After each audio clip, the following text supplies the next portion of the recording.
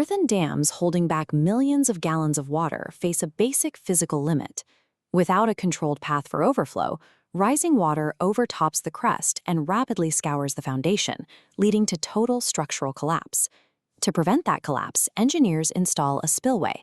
It acts as a safety valve, giving the floodwater a reinforced path to safely convert massive potential energy into kinetic energy. This cross-section shows the standard Ogee profile, curved precisely to mimic a falling water jet's lower nap. If it drops too steeply, water separates, creating intense negative pressure. This spawns vacuum bubbles that violently collapse against the concrete, a destructive process called cavitation. Matching the concrete to the natural fluid nap to prevent cavitation is the absolute first requirement. Topographical and site constraints are solved only after this physical baseline is met. While the Ogee is hydraulically efficient, it requires a rigid base. Therefore, it is strictly paired with concrete gravity dams situated in wide river valleys. Earth and rockfill dams require a different approach. For these, the chute or trough spillway is mandatory. It physically separates the high-velocity water from the vulnerable earthen embankment, keeping the dam body dry and stable. When building in narrow, steep canyons where a standard crust won't fit, the side channel spillway is utilized. Water flows over the crust sideways, then immediately makes a 90-degree turn down a parallel chute. In extreme space-saving scenarios or high head conditions, the shaft or morning glory spillway is deployed. The water drops vertically into a circular funnel and travels through a tunnel beneath the dam. The surrounding topography dictates exactly which shape you select. Once the structure is chosen, the engineer's primary numerical challenge becomes calculating the exact volume of water that can safely cross a crest. This equation shows how to calculate that volume. Discharge, Q, equals the coefficient of discharge times the effective length times the head to the power of 3/2. For AEE exams, the critical variable here is LE, the effective length. The trap is using the total crest length instead of the effective length. Physical structures like bridge piers and abutments sit on top of the crest and constrict the flow.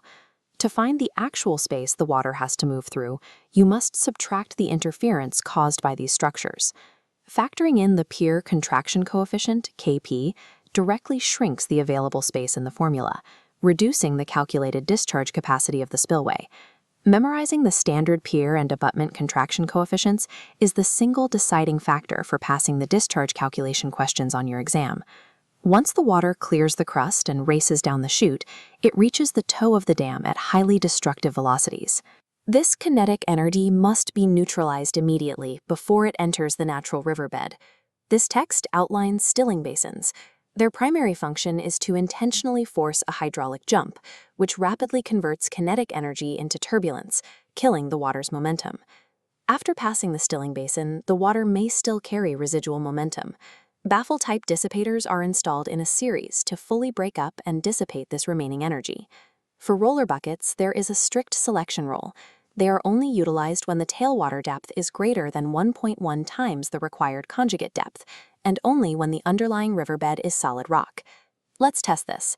You have a tailwater depth of 10 meters. Your required conjugate depth is 8 meters. The bedrock is solid.